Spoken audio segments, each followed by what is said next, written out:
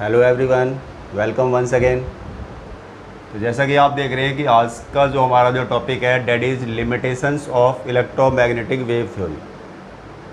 तो आज हम डिस्कस करने वाले हैं आपसे इलेक्ट्रोमैग्नेटिक वेव थ्योरी की लिमिटेशंस। तो एक्चुअली में क्या होता है कि अगर इलेक्ट्रोमैग्नेटिक वेव थ्योरी की बात करते हैं तो इस वेव थ्योरी में रेडिएशंस को एक्चुअली में उसका जो नेचर है वो वेव नेचर कंसिडर किया गया हुआ है। जो इलेक्ट्रोमैग्नेटिक वेव्स होती हैं इस थ्योरी के अंदर ये बता रहे हैं कि उन इलेक्ट्रोमैग्नेटिक वेव्स का बेसिकली जो नेचर होता है वो कौन सा होता है हमारा, आप बोलेंगे वेव नेचर होता है।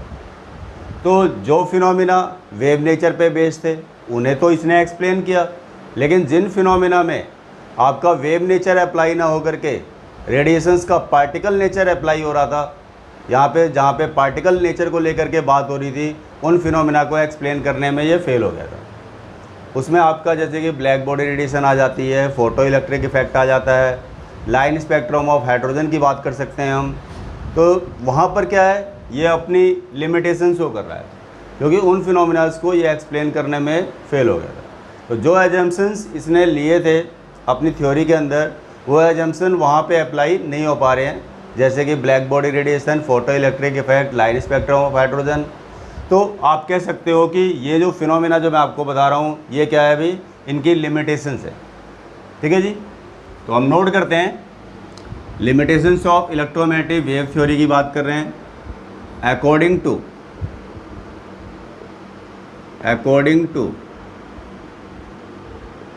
इलेक्ट्रोमैग्नेटिक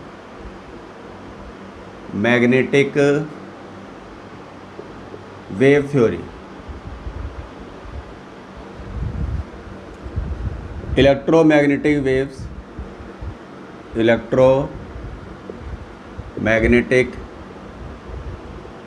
वेव्स हैविंग ओनली, आप कह सकते हो wave nature not particle nature, so that it could explain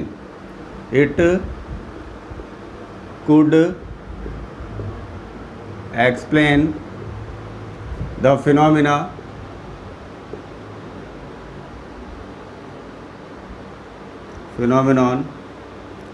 such as diffraction, interference,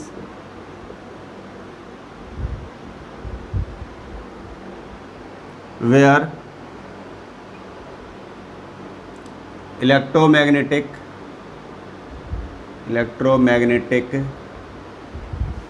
radiations supposed to have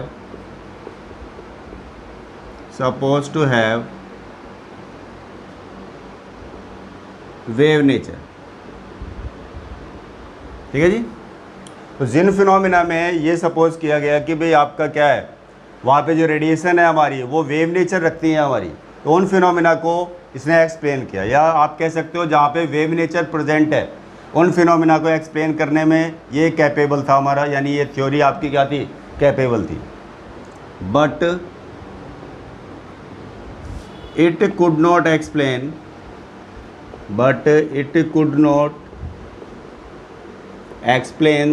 the phenomena such as black body radiation,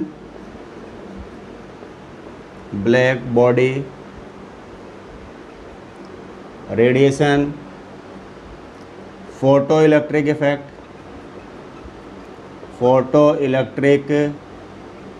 effect and line spectrum of hydrogen।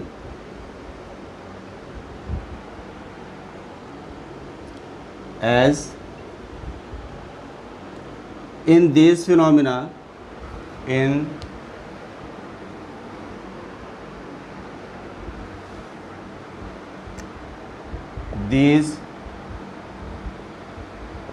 phenomenon, radiations having particle nature,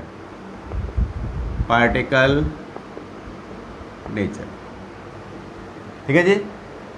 तो ये जभी explain किए जा सकते थे जब हम electromagnetic wave के जो नेचर को अगर पार्टिकल नेचर कंसीडर करते हुए हम चलते तो ये आपके फिनोमेना को हम एक्सप्लेन कर सकते थे। तो एक्चुअली में उस थ्योरी के हिसाब से क्या था कि भाई आपका जितनी भी इलेक्ट्रोमैग्नेटिक वेव्स होती हैं उनका केवल वेव नेचर ही होता है, पार्टिकल नेचर होता ही नहीं है। इसलिए इन सभी फिनोमेना की बात करेंगे तो यहाँ पर ये थ्योरी क्या हो गई थी, हमारी फेल हो गई थी। अब देखते हैं भाई क्या इसमें ड्रॉबैक्स क्या आई थी, हमारी क्या कमी थी इस थ्योरी के अंदर जो इन फिनोमेना को एक्सप्लेन नहीं कर पाई। तो इसको लेकर के बात करते हैं। तो सबसे पहले मैं आपसे बात करने वाला हूँ कि भाई ब्लैक बॉडी रेडिएशंस को लेकर के, ब्लैक बॉडी रेडिएशंस को लेकर के बात करने वाला हूँ पहले मैं आपसे। भाई ब्लैक बॉडी क्या होती है? ब्लैक बॉडी, ठीक है जी। तो ब्लैक बॉडी का मतलब क्या होता है? एक्चुअली में ऐसी बॉडी नहीं होता कि जिसका कलर ब्लैक हो। भाई कोई भी बॉडी जो परफेक्ट एब्जॉर्बर हो और परफेक्ट रेडिएटर हो, यानी कोई भी अगर बॉडी है हमारे पास, अगर वो रेडिएशंस को परफेक्टली एब्जॉर्ब कर सकती हो और साथ साथ परफेक्टली क्या होता है उसको रेडिएट कर सकती हो, तो उसे क्या बोलेंगे हम? ब्लैक बॉडी बोलेंगे हम। यानी मेरा कहने का मतलब है a body which is an perfect absorber and perfect radiator, a body which is a perfect absorber and perfect radiator is called black body, black body, ठीक है जी। तो उसी को हम ब्लैक बॉडी बोलते हैं। चाहे वो जैसे कोई आयरन का ही आपने कोई मान लो कि आपने पीस ले लिया, अगर उसको आप हीट कर रहे हो आप, तो क्या उसका मेल्टिंग टेम्परेचर हाई होता है, तो वो भी क्या है अपने आप में एक ब्लैक बॉडी की तरह बिहेव करती है। यानी रेडिएशंस को एब्जॉर्ब करना और उसको ट्रांसमिट करना, या फिर कह सकते हो आप रेडिएट करना, उसका आपका मेन फंक्शन होता है वहाँ पे, ठीक है जी। तो जिसकी वजह से जब आप उसे हीट करेंगे तो आपका जो आयरन ऑब्जेक्ट है वहाँ पर देखेंगे कि जैसे जैसे हम टेम्परेचर को बढ़ाएंगे उस आयरन ऑब्जेक्ट का कलर क्या होगा, धीरे धीरे वो चेंज होता रहेगा हमारा। पहले वो आपका रेड कलर आएगा, फिर उसके बाद में येलो आएगा, जैसे टेम्परेचर बढ़ाएंगे बॉडी का, फिर आपका वाइट आएगा, वाइट कलर में ग्लो करने लग जाएगी बॉडी, और ज़्यादा हीटिंग इफेक्ट देंगे आप उसे या हीट देंगे आप उसे, तो फाइनली वो ब्लू कलर में कन्वर्ट हो जाएगी। तो ये चीज़ आपको वहाँ पे ऑब्जर्व करने को मिलती है। ये आपका जो कलर चेंज हो रहा है वो रेडिएशन जो इमिट हो रही हैं उसकी वजह से उनकी वेवलेंथ के अकॉर्डिंग क्या हो रहा है, उनका आपका कलर चेंज हो रहा है, या कह सकते हैं उसकी फ्रीक्वेंसी के अकॉर्डिंग उसका कलर चेंज हो रहा है, ठीक है जी। तो यहाँ पर मैं आपसे बात करने जा रहा हूँ जैसे कि भाई ब्लैक बॉडी का मतलब तो समझ में आ गया होगा आपको। कोई भी बॉडी जो अपने आप में क्या होती है, रेडिएशंस को एब्जॉर्ब करने की टेंडेंसी रखती है परफेक्टली, और उन्हीं रेडिएशंस को वो रेडिएट करने की, छोड़ने की भी टेंडेंसी रखती है, तो उसे क्या बोलते हैं भाई? हम ब्लैक बॉडी बोलते हैं। अब देखिए, लेकिन हमारी जो टर्म है वो क्या है हमारे पास? ब्लैक बॉडी रेडिएशंस है। तो आप ब्लैक बॉडी रेडिएशंस की बात कर लेते हैं हम। ब्लैक बॉडी रेडिएशंस की बात करते हैं तो क्या होता है देखिए, when A black body is heated, when A black body is heated,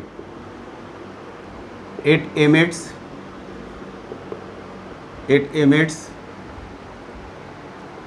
radiations of certain frequency.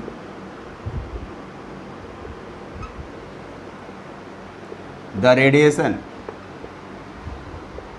radiation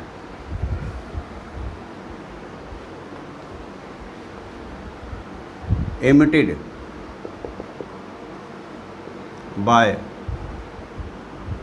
the body is called, इसी को क्या बोलते हैं भाई हम, ब्लैक बॉडी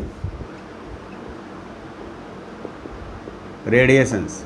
जो रेडिएशंस हमारी क्या हो रही हैं, इमिट हो रही हैं बॉडी के थ्रू, तो उन्हीं को क्या बोलते हैं, ब्लैक बॉडी रेडिएशन बोलते हैं। जैसे मान लीजिए कोई हमारे पास में क्या है भाई, आप ब्लैक बॉडी की बात कर रहे हैं, यानी कोई भी बॉडी है हमारी, इसको हम क्या कर रहे हैं, हीट दे रहे हैं। देखो आप इसको आप हीट दे रहे हो आप, तो क्या होगा, इससे क्या होगा, कुछ रेडिएशंस निकलेंगी इस तरीके से। क्या होगा, रेडिएशंस कुछ निकल रही हैं, देख लो आप, ये बॉडी क्या कर रही है, कुछ रेडिएशंस हमारी क्या कर रही है, निकाल रही है, आप देख रहे हो आप इस तरीके से। ठीक है जी। तो अब आपका क्या है, रेडिएशंस की कुछ ना कुछ वेवलेंथ होगी, जैसे λ1, λ2, λ3, λ4, λ5, λ6, इस तरीके से λ7। यानी कहने का मतलब है कि इनकी अलग अलग क्या होती है, वेवलेंथ होती है, अलग अलग इनकी फ्रीक्वेंसीज होती हैं। जो रेडिएशंस ये बॉडी क्या कर रही है आपकी, इमिट कर रही है, और इन्हीं रेडिएशंस को जो इमिट हो रही है, इन्हीं को क्या बोल रहे हैं भाई हम, ब्लैक बॉडी रेडिएशंस बोलते हैं। ठीक है जी, ब्लैक बॉडी रेडिएशंस बोलते हैं इन्हीं रेडिएशंस को जो ये बॉडी आपकी क्या कर रही है, इमिट कर रही है। Van ever A black body is heated it emits, ठीक है जी, सम रेडिएशंस, तो आप जिनकी कुछ ना कुछ फ्रीक्वेंसी होगी हमारी, कुछ ना कुछ वेवलेंथ होगी, तो आप उन्हीं रेडिएशंस को आप बोल रहे हो ब्लैक बॉडी रेडिएशंस। अब देखिए आप, जब रेडिएशन इमिट हो रही है तो हमें क्या चीज़ ऑब्जर्व करने को मिल रही है, ये चीज़ देखनी है हमने। जब रेडिएशन हमारी इमिट हो रही है तो हमें क्या देखने को मिल रहा है, देखो, with the increase in temperature, increase in temperature, with the increase in temperature the color of the body changes from red to yellow and, ठीक है जी, then glow with white color and finally becomes blue in color, blue in color। हमें क्या देखने को मिल रहा है, जैसे जैसे हम यानी कि अपने टेम्परेचर को बढ़ा रहे हैं, यानी बॉडी जो आप जिसको आप हीट कर रहे हो, आप वहाँ पे टेम्परेचर को इंक्रीज़ कर रहे हो आप, तो बॉडी का कलर हमें चेंज होता हुआ नज़र आ रहा है। आपका स्टार्टिंग हमारी उसकी जब बिगनिंग होती है रेड कलर से होती है, फिर येलो में देख लो चेंज हो गया, फिर वाइट में चेंज हो गया, और लास्टली हमारे को क्या मिल रहा है, हमारे को भी ब्लू कलर मिल रहा है। ठीक है जी, लास्टली हमारे को क्या मिल रहा है, ब्लू कलर मिल रहा है। एक्चुअली में देखिए, अगर हम यहाँ पर अब आपसे बात करें, अकॉर्डिंग टू इलेक्ट्रो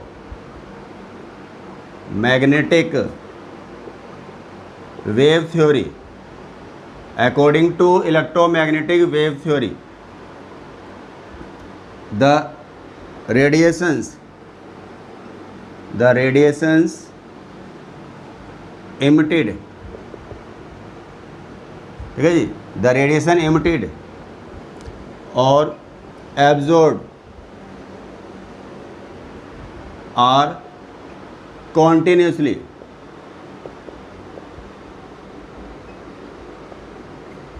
ठीक है जी, continuously and depends upon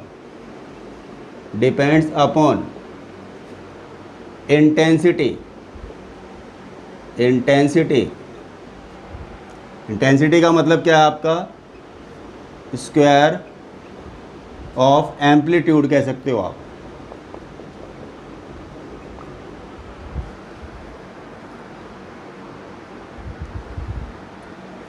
naught upon the frequency, note upon the frequency and wavelength wavelength, ठीक है जी, so that there should not be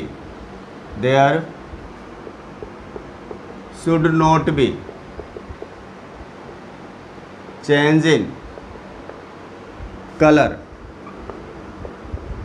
there should not be change in color, but color changes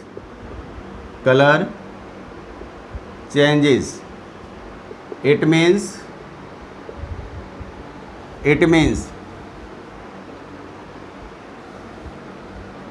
radiations emitted depends upon frequencies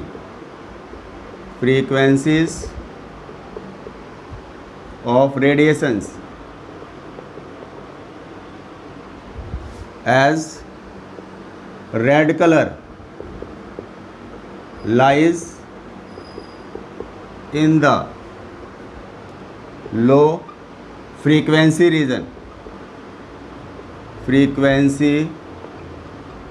region, while blue color lies in the high frequency region। Actually में क्या है, देखिए limitation यहाँ पर अपने आप ही समझ में आ रही होगी बात आपको कि भाई कलर आपका चेंज नहीं होना चाहिए, रेडिएशंस हमारी क्या हो रही है, कॉन्टीन्यूसली आपके इमिट हो रही है हमारी, यहाँ तक कि एब्जॉर्ब भी कॉन्टीन्यूसली की जाती है हमारी। वहाँ पर एक्चुअली में क्या होना चाहिए था, फिर कलर में कोई चेंज ही नहीं आना चाहिए था। अगर हमारे पास में केवल इंटेंसिटी पे ही बात डिपेंड कर रही है, हमारी वेवलेंथ और फ्रीक्वेंसी पे बात डिपेंड नहीं कर रही, तो इसके अकॉर्डिंग तो कलर में कोई चेंज ही ऑब्जर्व करने को नहीं मिलना चाहिए हमारे को। लेकिन यहाँ पर हमारे को कलर चेंज ऑब्जर्व करने को मिलता है। तो इसका मतलब है कि शुरू में क्या होता है, जैसे ही अब आपने टेम्परेचर को बढ़ाया, आपने टेम्परेचर इंक्रीज करना स्टार्ट किया, तो उस कंडीशन में आपका फ्रीक्वेंसी क्या है, वहाँ पे लो है, फ्रीक्वेंसी क्या है वहाँ पे लो है। तो उस कंडीशन में क्या है, आपको रेड कलर देखने को मिल रहा है। जैसे जैसे आपकी फ्रीक्वेंसी बढ़ती जा रही है टेम्परेचर के साथ, तो वहाँ पर क्या हो रहा है, कलर चेंज होता जा रहा है, और लास्टली आपको जो हाई फ्रीक्वेंसी पे जो मिलता है वो कौन सा होता है, हमारा ब्लू कलर देखने को मिलता है। इसको अगर हम ग्राफिकली इस बात को समझें कि भाई ये जो बात मैंने आपको थ्योरेटिकली यहाँ मेंशन करी है, इसको अगर हम ग्राफिकली समझते हैं, अलग अलग टेम्परेचर जोन पे अगर हम बात करें, दो डिफरेंट टेम्परेचर ले लेते हैं हम, जिसके रिस्पेक्ट में इस बात को समझते हैं। इधर देखिए आप, जैसे कि हमारे पास में क्या है, थोड़ा सा स्पेस और बना लेता हूँ मैं, ये देखिए आप, एक्चुअली में क्या है, देखिए मैं आपसे ग्राफ की बात कर रहा हूँ, किसके किसके बीच में, वेवलेंथ और इंटेंसिटी को लेकर के बात कर रहा हूँ। किसकी बात कर रहा हूँ मैं आपसे, इंटेंसिटी को लेकर के बात कर रहा हूँ। यहाँ इंटेंसिटी बढ़ रही है, इधर को वेवलेंथ बढ़ रही है। तो अब आपका क्या है, देखिए जैसे इस तरीके से कोई ग्राफ हमारा दे रखा है मैंने आपके लिए, ये देखिए, ये जब मैं बात कर रहा हूँ जब टेम्परेचर क्या है हमारा T1 है, ये मैं आपसे बात कर रहा हूँ टेम्परेचर क्या है T2 है, और T2 की वैल्यू क्या है, ग्रेटर देन क्या है हमारी T1 है। ठीक है जी। अब आप देखिए यहाँ पर क्या है, मैं आपसे वेवलेंथ को लेकर के बात कर रहा हूँ और इंटेंसिटी को लेकर के बात कर रहा हूँ। अब यहाँ पे क्या होता है, जब हम ग्राफ प्लॉट करते हैं वेवलेंथ और इंटेंसिटी के बीच में, अब आप ग्राफ को आपने देखना है see from right to left, right से लेफ्ट की तरफ आप देखिए। आप जब आप टेम्परेचर को बढ़ा रहे हो, आप टेम्परेचर देखो आपका बढ़ रहा है, टेम्परेचर आपको बढ़ाने की बात कर रहे हैं। देखो T1 है हमारा टेम्परेचर, उसको राइज कर रहे हैं। पहले देखिए आप जब T1 के रिस्पेक्ट में बात करें, टेम्परेचर बढ़ाएंगे, तो आप देख रहे हो क्या हो रहा है, वेवलेंथ आपकी क्या हो रही है, धीरे धीरे डिक्रीज हो रही है, वेवलेंथ आपकी डिक्रीज हो रही है, और इंटेंसिटी क्या हो रही है हमारी, बढ़ रही है। इंटेंसिटी क्या हो रही है, देख लो आपकी बढ़ रही है। एम्पलीट्यूड क्या हो रहा है हमारा, बढ़ रहा है। अब आप देखो ऐसी T2 में भी क्या, देखो टेम्परेचर जब हम बढ़ा रहे हैं तो उस कंडीशन में वेवलेंथ क्या होगी, इधर को आ रहे हैं देखो डिक्रीज हो रही है, इधर को वेवलेंथ इंक्रीज हो रही है, तो वेवलेंथ आपकी डिक्रीज हो रही है, इंटेंसिटी आपकी बढ़ रही है। तो एक पर्टिकुलर वेवलेंथ के ऊपर क्या हो रहा है, इंटेंसिटी क्या हो रही है, देख लो आपकी मैक्सिमम हो रही है। T1 के रिस्पेक्ट में देख लो ये, और ये आपका T2 के रिस्पेक्ट में भी देख लो आप। तो आप इसको मैं लैंग्वेज में समझाता हूँ बात आपको, देखिए when temperature increases, when temperature increases then intensity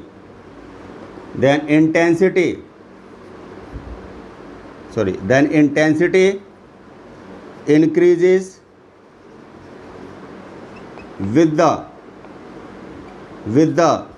decrease in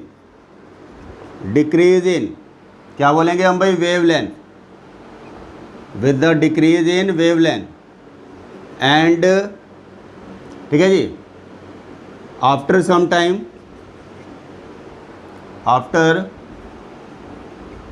time it becomes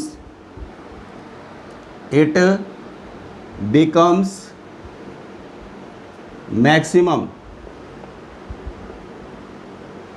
at any given wavelength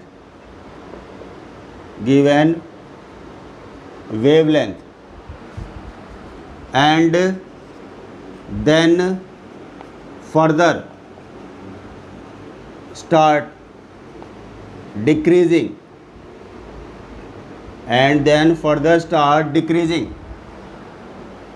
ठीक है जी, with the decrease in wavelength, ठीक है जी। और ये वाली बात आपको पता है कि जो फ्रीक्वेंसी होती है वो क्या होती है, c/λ, यानी जो फ्रीक्वेंसी होती है इनवर्सली प्रोपोर्शनल टू वेवलेंथ होती है। अगर इधर को आ रहे हैं तो हमारी वेवलेंथ डिक्रीज हो रही है, तो इसका मतलब फ्रीक्वेंसी क्या हो रही है, वेवलेंथ डिक्रीज होने के साथ फ्रीक्वेंसी क्या है हमारी, यहाँ पे ये क्या है हमारी भाई, फ्रीक्वेंसी का सिंबल है ना हमारा, फ्रीक्वेंसी का सिंबल है ना हमारा। तो फ्रीक्वेंसी क्या है हमारे पास में, देखिए लैम्डा के इनवर्सली प्रोपोर्शनल होती है। अगर यहाँ पे आपका वेवलेंथ डिक्रीज हो रही है तो इसका मतलब फ्रीक्वेंसी क्या हो रही है हमारी, बढ़ रही है। ठीक है जी, शुरू में लैम्डा की वैल्यू ज़्यादा थी तो फ्रीक्वेंसी क्या थी हमारी, कम थी। तो शुरू में जो कलर मिला हमारे को वो आपका क्या है, हमारा लो फ्रीक्वेंसी पे मिलेगा। लैम्डा की वैल्यू ज़्यादा है तो वहाँ पे शुरू में रेड कलर मिला। आपने टेम्परेचर और बढ़ाया धीरे धीरे तो इंटेंसिटी भी बढ़ रही है, साथ साथ आपकी फ्रीक्वेंसी भी बढ़ती जा रही है हमारी, लैम्डा की वैल्यू डिक्रीज होने के साथ साथ। तो आपका कलर हमारा धीरे धीरे क्या हो रहा है, हमारे को वो चेंज होता हुआ दिखाई दे रहा है। और जब आपका हाई फ्रीक्वेंसी हो गई है, जब आपका हाई फ्रीक्वेंसी हो रही है और इंटेंसिटी हाई है, तो वहाँ पर क्या है हमारे पास में आपको ब्लू कलर देखने को मिल रहा है। क्या मिल रहा है जी हमारे को, वहाँ पर ब्लू कलर देखने को मिल रहा है। तो इन शॉर्ट आपको बात समझ में आ गई होगी कि जब हम टेम्परेचर को इंक्रीज़ करते हैं, हीटिंग को बढ़ाते हैं, तो उस कंडीशन में क्या होता है अभी, इंटेंसिटी हमारी पहले तो इंक्रीज होती है और बाद में मैक्सिमम पहुंचने के बाद फिर क्या होने लग जाती है, वो आपकी डिक्रीज होना स्टार्ट हो जाती है। पहले तो देखो आप मैक्सिमम में पहुंच गई, फिर क्या हो गई, डिक्रीज होनी स्टार्ट हो गई और लैम्डा की वैल्यू कॉन्स्टेंटली क्या हो रही है हमारी, डिक्रीज होती जा रही है। ठीक है जी। अब जैसे जैसे हमारी फ्रीक्वेंसी बढ़ेगी उसी के हिसाब से क्या हो रहा है हमारा भी कलर भी देखते हो आप, चेंज होता जा रहा है जी। ठीक है जी, red to yellow, white and finally क्या हो रहा है हमारा, ब्लू कलर देखने को मिल रहा है बॉडी के अंदर। लिमिटेशन में क्या था कि कलर चेंज नहीं होना चाहिए, क्योंकि उसके हिसाब से क्या बात थी भाई, वेव थ्योरी के हिसाब से कि फ्रीक्वेंसी पे और वेवलेंथ पे आपका केस डिपेंड ही नहीं कर रहा है, खाली इंटेंसिटी पे डिपेंड कर रहा है जी। ठीक है जी, उसके हिसाब से कलर में कोई चेंजिंग नहीं आती है। ठीक है जी, अगर थ्योरी के हिसाब से देखें तो, लेकिन हमारे को यहाँ पे कलर चेंज देखने को मिल रहा है, तो दैट्स वाई यहाँ पे इसकी ये लिमिटेशन बनती है जी।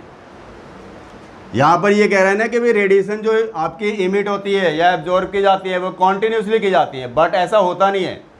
एक्चुअली में रेडिएशंस क्या होती हैं, डिसकॉन्टीन्यूस होती हैं हमारी। जो हम प्लैंक क्वांटम थ्योरी के अंदर बात करेंगे आपसे, प्लैंक क्वांटम थ्योरी जब आगे कराएंगे आपको तो वहाँ पे इस बात को एक्सप्लेन करेंगे। तो यहाँ पर आपके पास में कॉन्टीन्यूस मैनर में बोल रहा है रेडिएशन आपकी इमिट हो रही है या एब्जॉर्ब की जा रही है, बट एक्चुअली में क्या होता है वो डिसकॉन्टीन्यूसली आपकी एब्जॉर्ब की जाती है और आपकी उस हिसाब से क्या होती है, इमिट होती है। अब मैं आपसे बात कर रहा हूँ सेकंड इसकी लिमिटेशन की, वो क्या हमारा फोटो इलेक्ट्रिक इफेक्ट है। Photo electric effect, photo electric effect. Photo electric effect में क्या है देखिए, when radiation of certain minimum frequency, minimum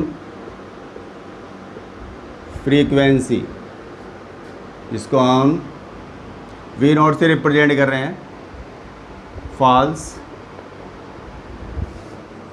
on the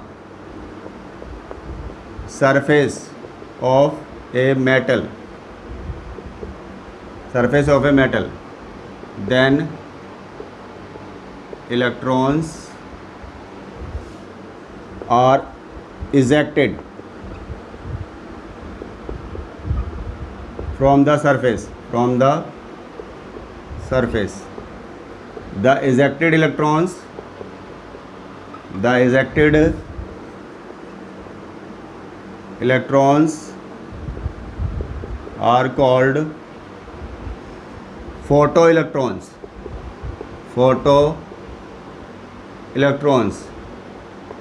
and this phenomenon is called, इसी को क्या बोलते हैं भाई हम, photo electric effect, photo electric effect. ठीक है जी। तो इसमें क्या होता है देखिए, आप कोई मेटल लेते हो, आप ये हमारा क्या है, कोई मेटल है, इसके सरफेस पे क्या हो रहा है, इंसिडेंट बीम आ रही है हमारी, incident beam of light, incident beam of light. तो मेटल के सरफेस से टकराने के बाद में क्या होता है, यहाँ से क्या होता है, इलेक्ट्रॉन्स निकलते हैं, इसी को क्या बोलते हो आप, फोटो इलेक्ट्रॉन बोलते हो आप, photo electrons.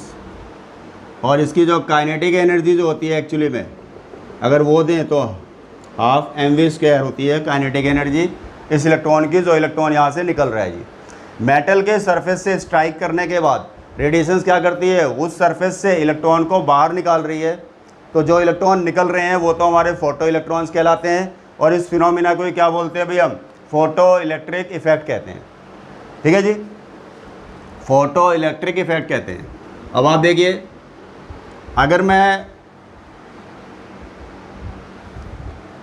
Electromagnetic wave theory की बात करूं तो according to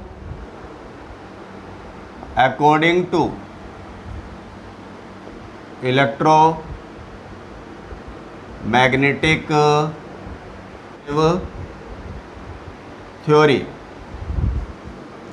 as radiations emitted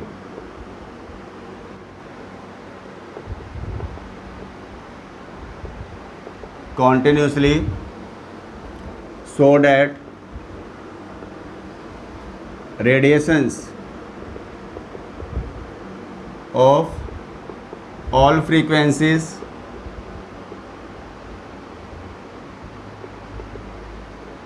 are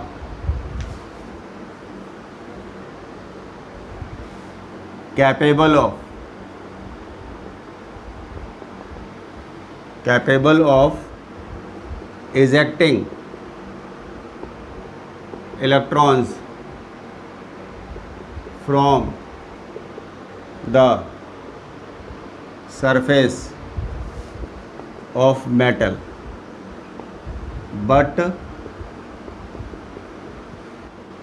it is noted that only those radiations can eject electrons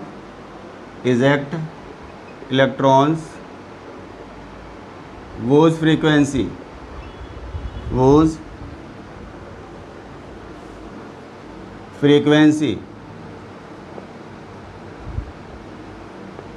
is equal to threshold frequency,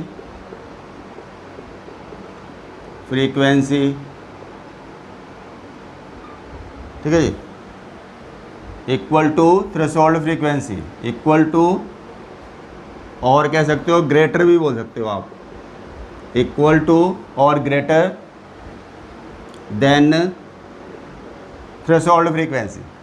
यानी केवल वही रेडिएशंस इलेक्ट्रॉन को इजेक्ट कर सकती हैं मेटल के सरफेस से जिनकी फ्रीक्वेंसी या तो आपका थ्रेशोल्ड फ्रीक्वेंसी के इक्वल हो या फिर उससे ग्रेटर हो।